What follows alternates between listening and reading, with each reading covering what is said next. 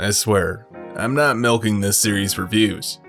It's just, I made the mistake of reading the comments on my last video on this series, and saw a ton of points about how the main character of it isn't a hero and you're not supposed to like him, which, no shit.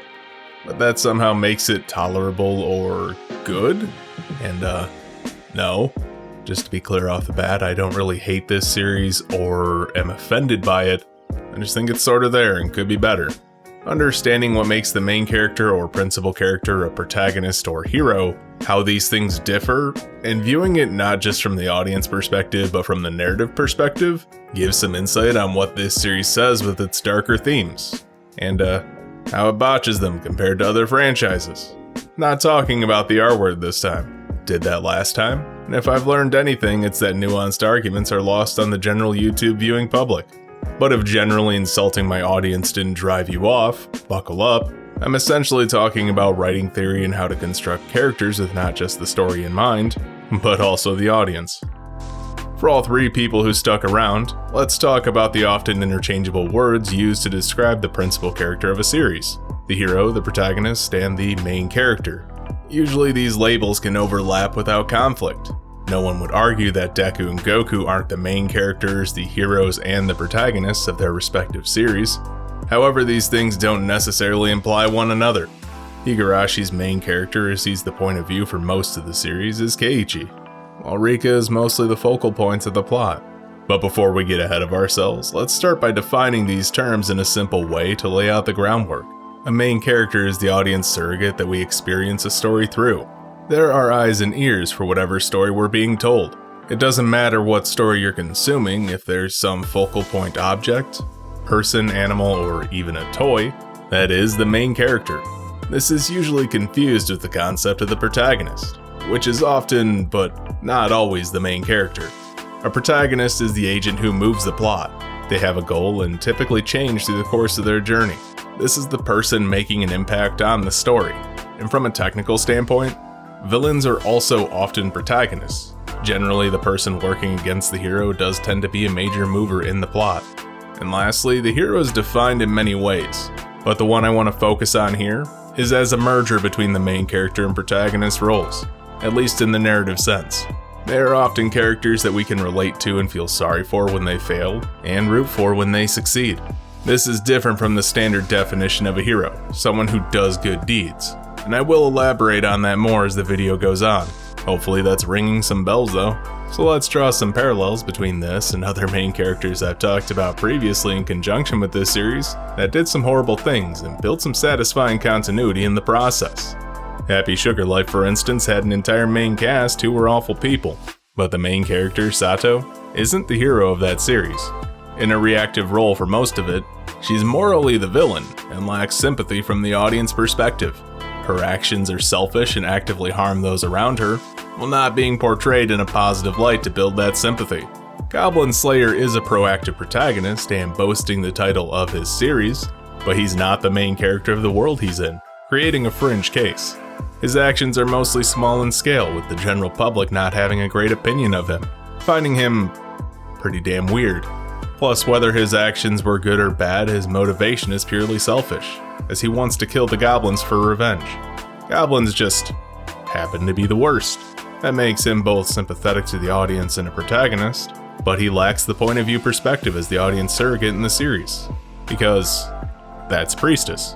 So we see series that have gotten some flack for being dark or having messed up shit in them, having main characters who complement these themes, so they fit in that world.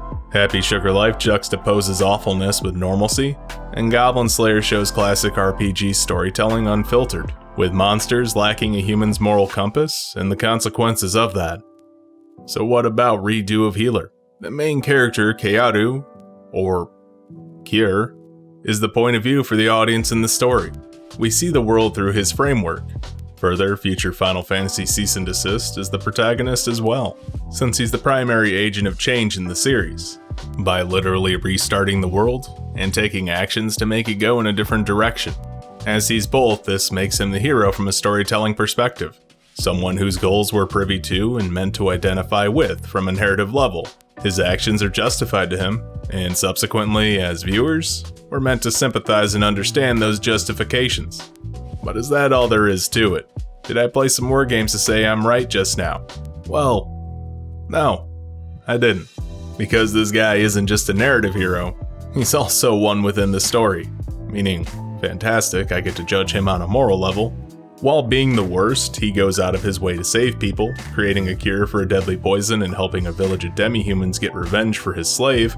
But more than that, even with his talk of revenge, he plans to save the world, as stated by him, instead of turning his anger and hatred on not just those who wronged him, but also looking to the country itself for its corrupting influences, showing that he's out to fix the world, just through less savory means. And not just to watch it burn? That has some unfortunate consequences for this one, as it allows viewers to judge him for his actions because ultimately, he's trying to do the right thing, and his course of action is why people generally say this series sucks. Or just call it edgy torture porn because, well, it kinda is. There's a difference that needs to be made clear with a hero. Heroes are not just those within the context of the story doing the problem solving, but narrative heroes exist as well. Those who, from not just within the context of the story, but how the story frames itself around that character, shows their actions in a positive or just light. And that's the key distinction that ruins this series. The hero in Redo of Healer, whether people want to say he's a hero or not because he's not necessarily a good person, the framing of the events in the story portray him roughly in a positive light. Sure, it's bad when he gets abused and beaten, but when he does it to someone else, it's karma. So it's okay. He can lie, cheat, steal, whatever, and everything's fine as long as those people harmed him in some way. And even if they didn't, I'm sure it'll come up later that they did. So all of his despicable acts are not just justified, but lack significant consequences for him. You'll notice that nothing really backfires. The guy's basically got an ace up his sleeve for every situation. And some might call that plot armor. That shows me that the audience isn't supposed to not like the guy or see someone driven purely by revenge, but sympathize with their moral position. And sorry, but a person who acts obviously evil being justified in their actions as they continue to do evil shit while knowing they're doing evil shit and still playing the role of a good guy when it benefits them doesn't strike me as a well-written hero or main character. In fact, it strikes me as a poor character.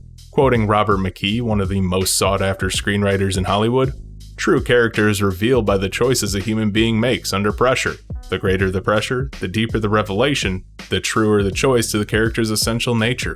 What does the choices Keanu made under pressure tell us about him? Well, that he chose violence, of course. That he chose to do all the evil shit because that's all he knows. Under the pressure of saving the world and escaping his torturous existence, he uses his immense power to start again and do things differently. That's admittedly noble thinking. Things turned out bad, so you want to go back and fix them. However, walking into the same situations and using his power to not just change things, but to actively harm those who harmed him, screams not just pettiness, but stupidity, let's be honest. In a way, he's both a character that fits this world, but one that doesn't fit the narrative. He's portrayed too positively as the point of view character for a dark, gritty story like this, not helped by the lack of bright patches to juxtapose that darkness with. Redo of Healer fails for me as a story for a few reasons. It tries to show a gritty hero, in both senses of the word, with a character that I don't really like for how small he is doing evil crap, and getting away with it, while the story tells me I should agree with him. It's definitely not that this is too dark for me, but that it removed any nuance to say anything special, making it come off as plain old edgy. And that's why this series mostly just leaves a bad taste in my mouth. Hey, you made it to the end of the video. Hopefully I don't have to talk about this show again, 2 videos should be enough, but I haven't even talked about the actual storyline yet, so that'll be a treat. Anyway, don't forget to like, comment, subscribe, share, and do all the other YouTube stuff to help the channel grow and keep up with me. You can also support me on Patreon if you like what I do. Special thanks to Nadeshko for their continued support on that front. And yeah, thanks for watching.